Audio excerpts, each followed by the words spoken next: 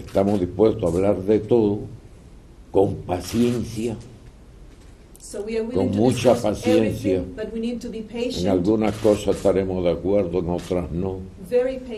During his historic meeting with President Obama in Panama Saturday, Cuban President Raul Castro urged patience as the U.S. thaws its complicated relationship with Cuba. But with the end of his term in office rapidly approaching, and with Republicans who largely opposed the thaw firmly in control of Congress, it's not clear how patient the president can afford to be. The White House has conceded everything and gained little.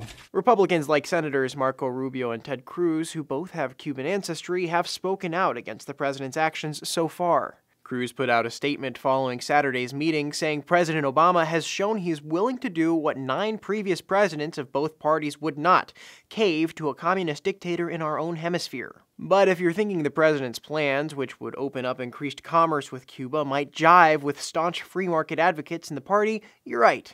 We've tried an embargo for 50 years. It hasn't worked.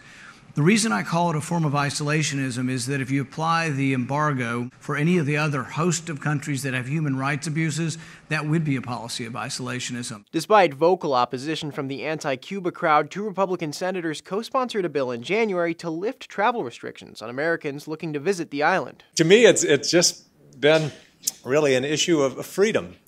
Americans should be able to travel wherever they want. Factor in that Republicans from major agricultural states like Kansas could look to benefit from trade with a country that imports about 80% of its food, and it looks like the split isn't going away. Then there's the small issue of the American public, which according to a Pew Research Center poll from January, largely supports stronger U.S.-Cuba ties. For Newsy, I'm Sebastián Martínez.